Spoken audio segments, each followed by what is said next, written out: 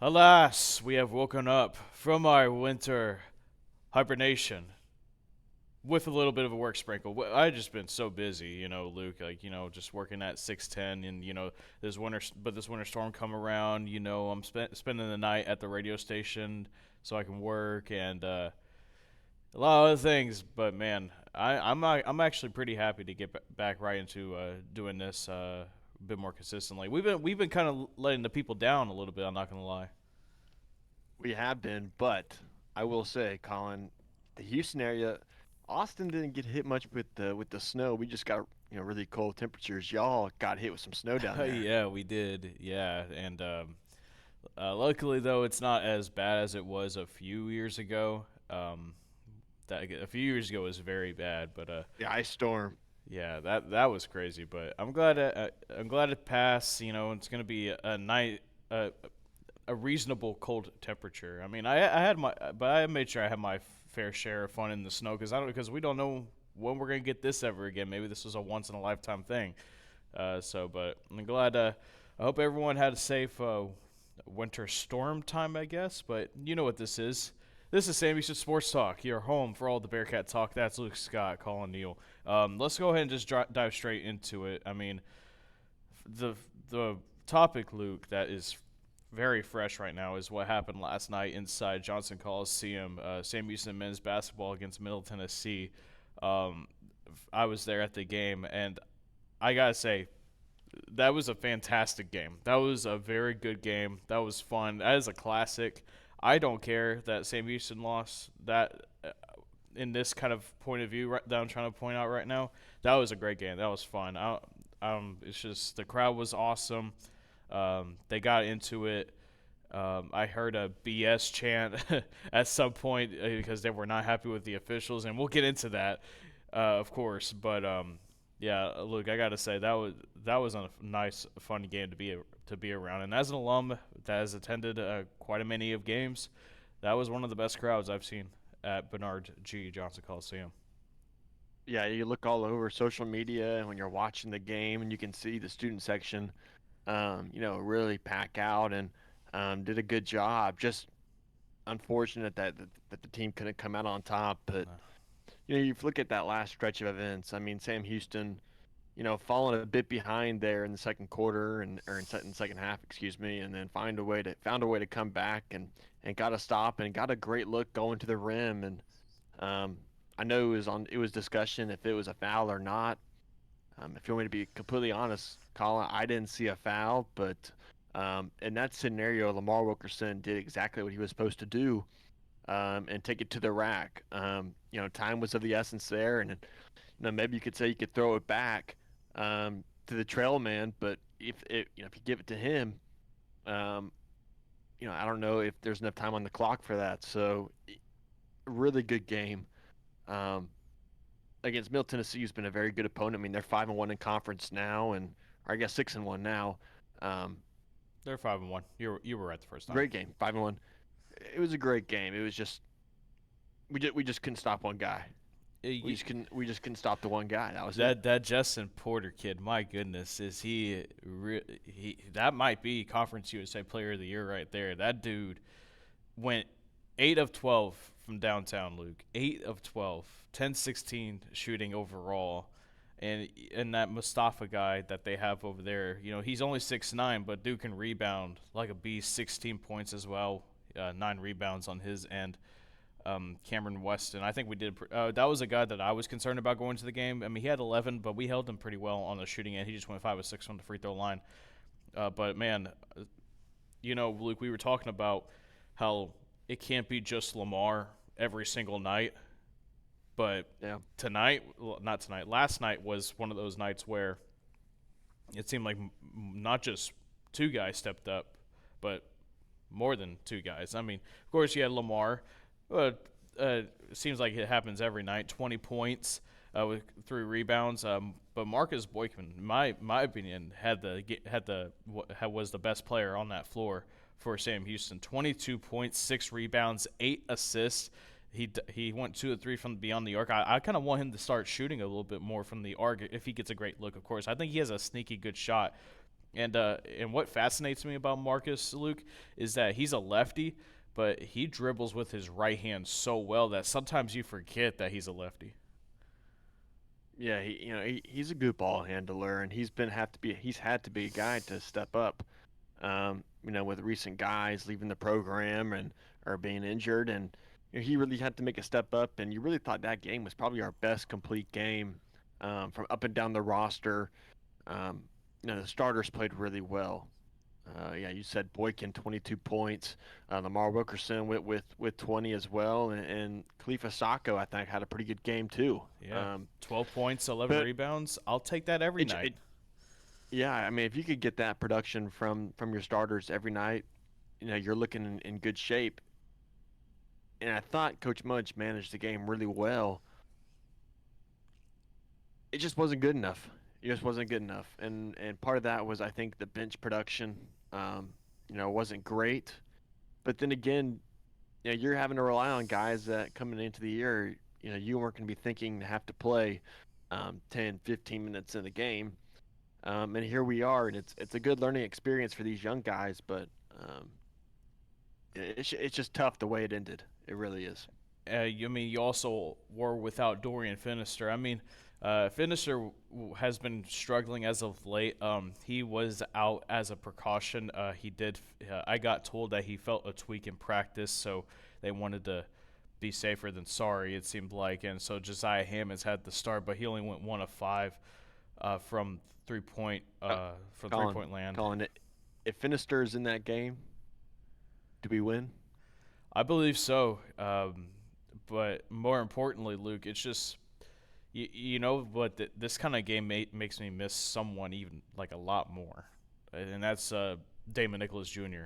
I if right if the, like this right here is what happens when things start clicking, when things go the way that like this is what I think they can put out like on every night like they did last year, where you have at least 4 guys going double digits, and then your center Sacco in this instance getting a double double. I mean, if Sacco can get a double double every night, I think this team has a really good chance of winning a basketball game. Even Sacco had some good, awesome, emphatic blocks as well on the defensive side of things. I think he's taken a huge step. But at the end of the day, Luke, this team is missing an important piece, and that is Damon Nicholas Jr. You need that experience. You need a guy that can play his ass off on defense and also give you a Yeah. sneaky like 10 points every night.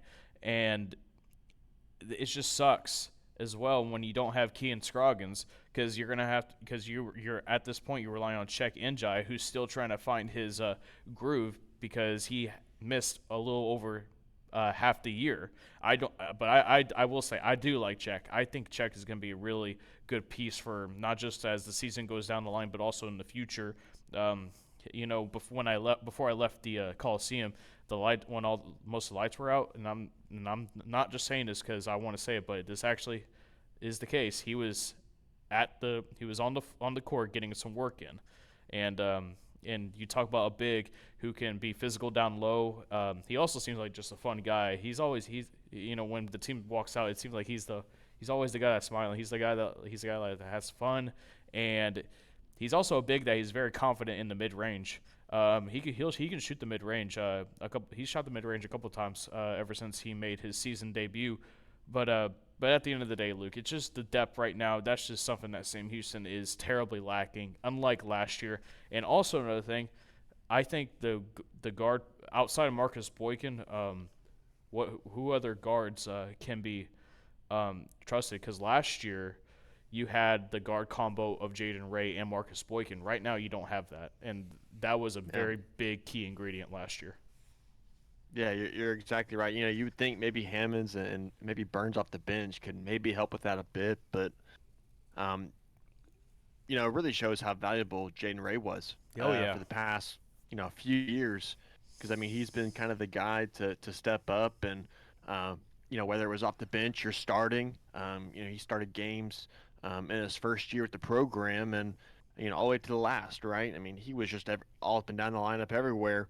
They just don't have that guy, and you say Damon Nicholas, that's what this team really lacks. I mean, when you look at, um, Boykin, Wilkerson, Hefner, Hammonds. I mean, in any of them, do you really see a great perimeter defender in any of them? I, You know, I would say Hammonds is low key an underrated defender. I kind of like him as a defender. If he can get his 3 point shooting going, that'd be a great thing. But outside of that, that's you kind of just pointed it out right there. yeah, yeah, and that's where Damian Nicholas really was great for this team. Defending outside. I mean, he was a good inside defender too for his size. Being I think he was 6'5" or whatever he is. Um, but you're just missing that extra piece that can really carry you. And not to say that all these games that we have just been one player away or a couple shots away, but it feels like, man, if you like that New Mexico State game early in the year, that was winnable. Yeah. FIU, we won that. Kennesaw State, could have won that. Jackson State, I felt like we could have won that, or Jack State, excuse me. And Middle Tennessee, if you're healthy and you have your lineup, it feels like you're right there with it, and you're not, 1-6, on the season in conference, but you are. Hey, let's talk about real quick, just for a few seconds here. The Conference USA basketball is so fun. Like it is such a periodic, unpredictable league. I'm just happy. I'm even more happy now that Sam Houston Athletics decided to make this move. I mean, yeah, football was the main key deal behind it because you become FBS.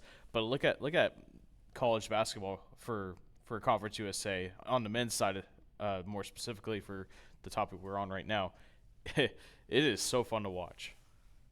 Yeah, I mean, Middle Tennessee, they're on a 4-game win streak. Jack State, Kennesaw State's been really good, and all these teams are beating good teams, and um, the home records in the for every team. 8-1. I'm looking at it right now. 8-1, 9-2, 7-0, 9-0. We're at 5-2, and we're in last in the conference. But that just shows how good these teams are and how tough it is to win on the road. It's just like last year, Colin. Remember, it really only felt like the only couple teams could ever get some really success on the road. It was us and it was Western Kentucky. This year it's tough on the road, and our record shows it, but so does pretty much everyone else's. Yeah, I thought that Jack State Kennesaw State road trip was very important to like at least I was like just at least grab one of those, and you went 0-2, and now you still find yourself with only one conference win. They got a big matchup though. The last year's Conference USA tournament champions in Western Kentucky. They still got Don McHenry over there. They're still what are they known for, Luke? They're a great tempo team. I was talking Yeah, to Mudge they're after the game. I told him, I was like, yeah, they were one of the fastest teams in the country last year, and he's like, yeah, they're even faster. yeah. I think last year they were top 10 in tempo on KenPom, and I think this year they're right around the same margin. So yeah, I mean they're high flying, and it's a good game to have at home. And Saturday, hopefully, I guess that's tomorrow. It'll be today when people are watching this, I think, or tomorrow. I'm going to try to Um, get this up at today. I'm gonna try to get okay, this up today. but there is a good chance people will be watching this, and West Kentucky will be in town, and so hopefully, yeah, we get a good showing there this weekend. But it's a tough conference. I mean, it really is, and you look at a lot of these leagues, from around the country. It's a very similar story to what we're seeing in the Conference USA. The SEC, I think, has transitioned very well into their probably have been the best conference in basketball. Big Ten, Big 12, always really good. Tough games at away. Conference USA is right there with the same kind of narrative. I mean, it's tough living on the road, and you got to get your wins where you can. You feel like if Sam Houston can pull out a win against Western Kentucky, you could really start, gaining some momentum down the stretch, maybe with that second half of Middle Tennessee that you played really well. Um, but it also kind of feels like a spot where, if we really struggle from the field and can't get anything going, and can't stop the up and down offense that West Kentucky likes to run, Yeah, then you're really looking at, in February and seasons, coming, close to an end, and you're really struggling, So this is a big game, um, a big turning point for the season right here, Yeah, it's potentially. yeah, I think that can happen. I think they can after what I saw against Middle Tennessee, who over the last 5 games, ever since Conference USA play began, then this is in comparison to all the other Conference USA teams, second in scoring offense and second in scoring defense. They allowed like 68.4 points per game, and Sam Houston ended up scoring 75.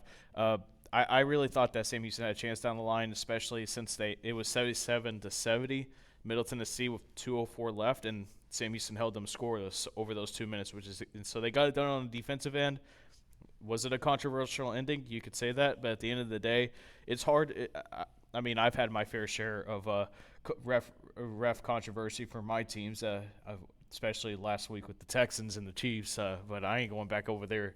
I ain't I ain't going back to that part of the field ever again. I'm already moved past it, but it's just yes, it sucks, but at the end of the day, you got to move on, and I come out of that. I come out of the loss against Middle Tennessee a bit more a lot more confident in this team. Because again, Middle Yeah, Tennessee is a good team. They're probably the most complete team in Conference USA. And then I probably say that, and then they go on to lose to Kennesaw State, and then we're like, okay, this yeah. is like I literally texted you, man. Liberty is probably going to win the Conference USA tournament, but then Middle Tennessee and Kennesaw State pull off these performances, and it's like, okay, we don't know anymore. We don't know. Well, Colin, you look at the teams I mean, realistically, we could be looking at what, 5 teams to win the conference championship, the tournament meaning. Yeah. So I mean, really, I mean, Middle Tennessee's really good. UTEP is pesky. Jack State's good. Kennesaw's good. I'm not too high on New Mexico State. Um, yeah, they blew Come on the shoe. they blew a 14-point lead last night and let Kennesaw State go on an 18-2 run to end the game. Yeah, but also like, I mean, I could see La Tech and Liberty making a run. You know what I mean? So On any given night. it really is. But that's the life of college basketball. I mean, that's just what it is. So many teams now are just filled with experienced guys um, that know how to play ball. You know what I mean? And play a physical style of basketball. Um, I just wish we were healthy. I really wish we were healthy. Yeah, well, Sam Houston has a chance to try to, grab one more good win. Even coming off of that loss, Luke, I think they can. I think they can make this game competitive as well, and even come out on top. I'm already penciling it in right now. Sam Houston beats Western Kentucky on Saturday. That's 2:30 p.m. Central Time, ESPN Plus. You can also listen to Carlos Zimmerman, a friend of the program, on the Bearcat Sports Network. We gotta get Carlos back on. We gotta got. get him back on. I told him. I joked with him. We actually went out to eat after the game, and I told him that he was low on the totem pole of Sammy's Sports Talk guest choices. But yeah, we're gonna get him on for sure. We can try to get him on soon. Probably the next pod episode. Who knows? We'll see what happens. But up in Murfreesboro, women's basketball did not have the same amount of luck. Man, Luke, they got. I mean, yeah, did they hold Middle Tennessee to that offense, that elite offense that they have up there in the Murfreesboro? Yeah, they did the best they could, but man, offensively it was atrocious. 66-38 loss to Middle Tennessee. Yeah, it's Luke. I posted I gave you rather the team shooting stats for Sam Houston, and I imagine you were pretty surprised. 11 of 57 from the floor. That's 19.3% shooting. You went 1 of 10 from 3-point land. You had the only thing that you had going for yourself was at the free throw line, where you went 15 of 19, 78.9%. So that's an area of improvement right there, because the free throw shooting has been subpar over the last few weeks. But man, Luke, you're not beating anybody. I don't care if it's Middle Tennessee or whoever else, Kennesaw State.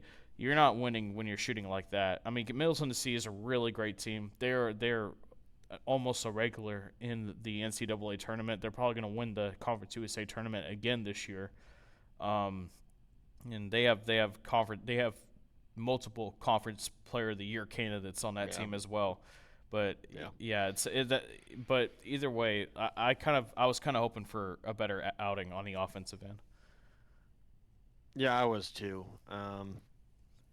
Still without Kayla Kelly though, I will say that.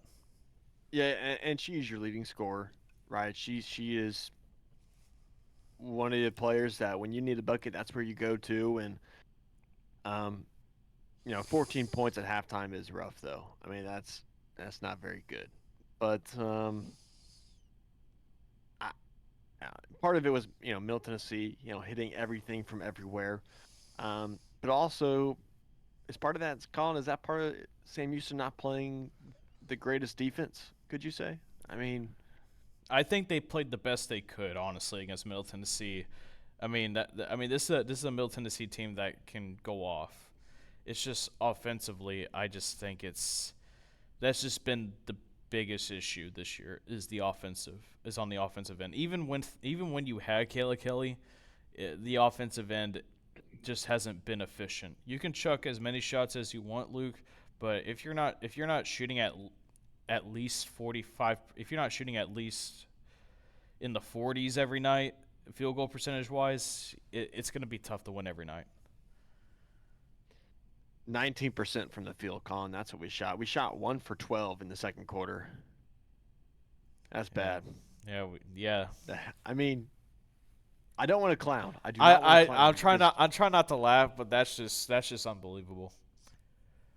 And in Middle Tennessee is just I don't know. Middle Tennessee is a very good team. So it's They also had the height advantage. They have oh some. yeah, they got towers. They got yeah. But like, Boulder Rava's going to the WNBA. I'll tell you that. But go on. but I mean, Colin, losing to Middle Tennessee is no. There's no shame in that. But shooting 19% from the field is bad. That's really bad. Yeah. I mean, and I'm glad that they weren't just chucking it up from three. I mean, they shot 10 from three, which it is what it is. You only made one, 10% there. Um, Yeah, they shot 7 3-pointers in the but first like, half, and then only shot it 3 times the rest of the way. did they really get good looks? Eh. You're missing your leading scorer. That's tough. Away game. I think this is just one that you just throw away. You burn the tape, you buried the tape, and Yeah, go to the next game. yeah, On the bright side, Colin, they are tied with the conference record with basketball, with men's basketball. So, yeah. um, Not a good year for the hardwood sports, for the basketball teams, for Sam Houston this year. That's for sure. yeah, It's tough. yeah. It's tough out there, but hey, any given night, they will go to Western Kentucky at 2 p.m. ESPN Plus Central Time, over there. Western Kentucky is also going to be a tough team to beat, but Sam Houston beat them last year in Huntsville, Texas. That was one of their conference wins last year. Very thrilling overtime game. Maybe they can find some magic and try to steal one. I mean, I think if Sam just steals one good game, just steals a game against one good team, I think they'll be fine. But they just need to get it done on the offensive end. It's just like, and also the style of defense. It's really good when it works, but then when teams figure it out, it's hard to stop it. I mean, old habits die hard. That's what they always say. And I really think that they need to try to adjust on defense a bit better.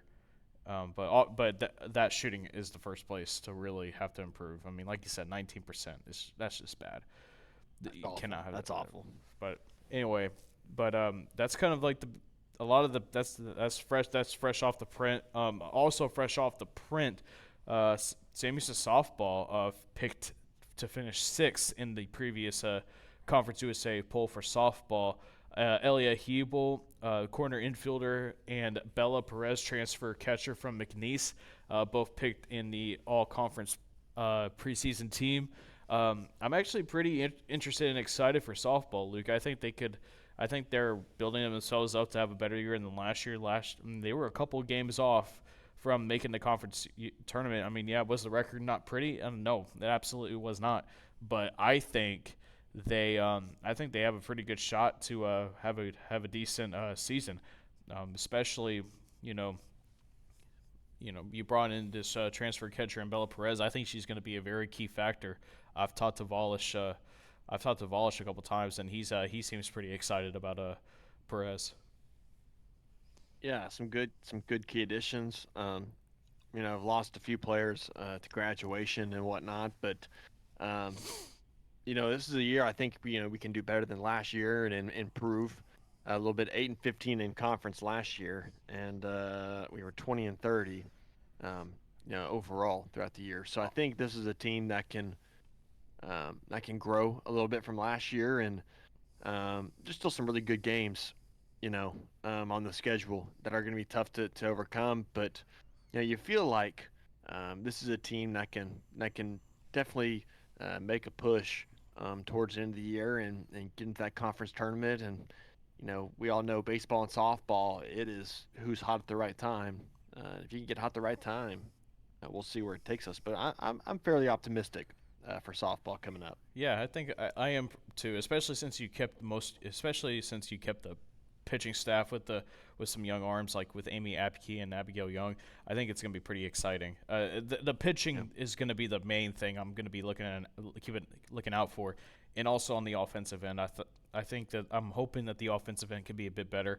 Hebel, like I mentioned earlier, I think she's going to have a good year this year after hitting 9 homers last year.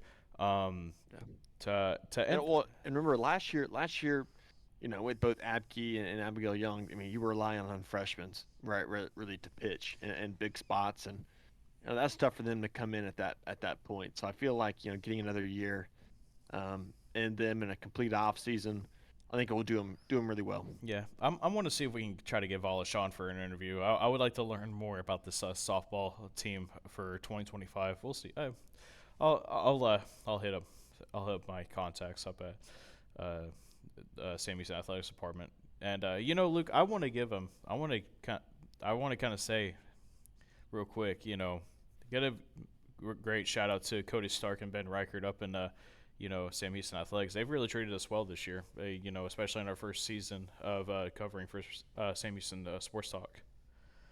Yeah, it's not often when you deal with athletic programs, really at all the levels, right? High school, college, where you can go in and really ask questions and request things, and they get back to you, super quick, and that's what they've done. They've treated us nothing but with respect, and I think part of that has to come with us being around the program. So for years, you working in the office, myself with the NSMA, and covering games. Since 2020, right? And so, there was that familiarity, which also helps. But yeah, they've been nothing but great to us with the bowl game, with all the home games, with us in basketball and now baseball and softball coming up. Um, dealing. We didn't get to go out to any soccer games, I don't think. Or no, you did. I went to, yeah. Yeah, yeah. Yeah. But Honestly, yeah, I just wanted to say that because it's a long overdue shout out in my opinion because yeah, they really helped us get the coverage that we deserve and yeah. If they're not as gracious and um, you know quick to response as they are, we're not being able to do this as well. So a lot of credit goes to them. and to finish get the coverage that we desire to get to in order to because it's our alum at the end of the day, Luke, and we want to support them as best we can by covering as much as we can. But you talked a little about the bowl game there, and I want to kind of end off this pod by touching on some football real quick. Luke, a lot of transfers coming in, some exciting ones as well. I think it's going to be a pretty interesting spring. especially on the quarterback end. But I kind of want to save that conversation for another day because that's going to be a very key important thing. But Luke, so far, how would you grade this off season so far for Sam Houston football on an A to F scale? That's a good question. I was going to ask you this a very similar question. I would say I would say a B. I would say a B. Um, I think part of it is just we lost so much in the transfer portal, um, coaching staff wise, player wise. Um, there was just a big exodus, which you have to understand why. Um, but I think the program has done well enough to get a B, recruiting wise. Figuring out some coaches there. I think Phil Longo is going to be good. Um, I think we still have yet to really see um, the fruits of it, but I mean it's still early, and we know spring ball's coming here pretty soon. But um, I would say a B to give the benefit of the doubt for the program. Yeah, I'm kind of in that same boat too. I don't want to say an A because I don't want to be I want to be like, oh, it's gonna be awesome, it's gonna be great. I'm gonna say B minus, kind of in that area because it's just the fact that we don't know a whole lot of what Longo is exactly trying to build here. We know what he's bringing, but I also don't know enough about the new defensive coordinator and the offensive coordinator. I know that they all have connections to Slippery Rock when Phil Longo was there, so there's a lot of familiarity, which I'm kind of glad that he's bringing. He's bringing in guys that he's familiar with, and he knows what they can bring. And you mentioned the coaching staff. The only two coaches that are remaining on the staff, Matthew Merkins, tight ends coach, and Zach Millett of special teams. And there's a lot of exciting guys. Elijah Green, Caden Black. You got a couple of other wide receivers. You got some linebackers. You got a couple of guys on the D line that's coming in. I'm pretty excited. Keelan Cox, I think he's gonna be really good. You seem very excited about Elijah Green, especially. We got a couple of other running backs. We'll probably once the portal cycle ends, we'll probably sit down and evaluate all of them. I personally would like to do that. I mean, but the portal cycle is not entirely over because there's another. Um, I think it's a. Is it a few more days, Luke, or is it actually is the winter cycle over? I can't remember. Um, I'm not sure. I'm Yeah. not sure. Yeah. Well, I know now there's possible changes coming with the portal. Yeah. Um, Yeah. That's one thing. But that coaches voted on. So, but yeah, I don't know yet. what do you think the transfer window should it just wait till after the national, like once the national championship is over, boom, it's open. Yeah, it's a good question. It really is. Um, This is the world of college sports. We don't know. We don't know what's going to happen tomorrow or the next few hours. I, I think ideally I think it would be um after the national championship. But now, I mean, we just saw how the first national championship was with this 12 team playoff. Um, it was this past Monday, right? Yeah. And that's super late, I think, for coaches, for teams, and part of it has to deal with the academic side, because you have to remember, they are students too, and they have to enroll into the the schools by, um, when classes start, and so I don't know, it's a really tough issue because you'd say, ideally it would be that, but then, if you're really focused on getting them, into the school, and getting them moved in and settled in, you'd probably say conference championships, but then you're dealing with the people opting out in bowl games, and um, I don't love that, but I don't know. It's a decision that's above our pay grade at completely, but I don't know. I just don't like the transfer portal that much. I just don't. Yeah. Are you a You get, are you a one-time transfer kind of person? I I think they're gonna have to bring back the sitting out rule, Colin, Mm. because I'm not against player mobility. I'm not really against that, but I am against the players who are on their fifth school, fourth school, third school. Um, and also in basketball. I mean, there are guys in basketball that are on their fourth school in 4 years, and you're like, dude, you just stay somewhere. And I think part of that is, you know, going around and trying to get the best NIL offers and then leaving. I just don't like it. I don't think it's in the good spirit. It doesn't come from a good place. Um, I don't know. I just don't. I think they're gonna have to bring back the sitting out rule to really make you concentrate and really think about, where you land and where you want to go to, to play ball. And if you do transfer, you. I just don't like them hopping from school to school. I think the sit out rule is probably a good rule. What was that?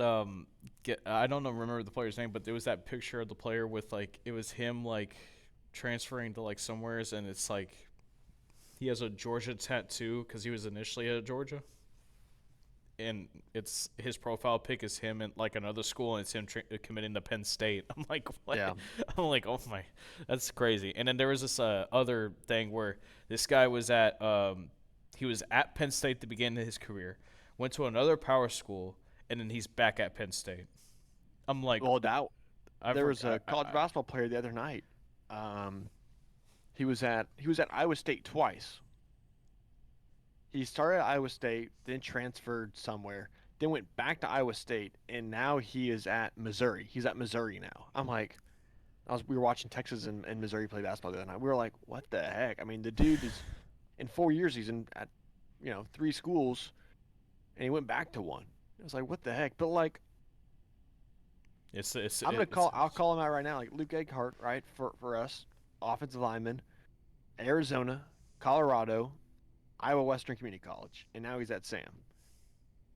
I get it, but like, come on, dude.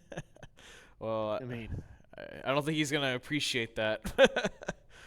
okay, well, it's okay. But you know what I mean? I understand though what you mean. There are cases though where I do understand like where your head coach leaves. Yeah, I understand that. That's I think that should be undoubtedly like understandable. Like if you're kind of against that, then it's kind of like okay, well, head coaches and often like coordinators can leave whenever they want. I mean, especially on the head coaching end, like because that head coach, the head coach is primarily the reason why a person transfers. But I get that, but also, Colin, or goes there rather.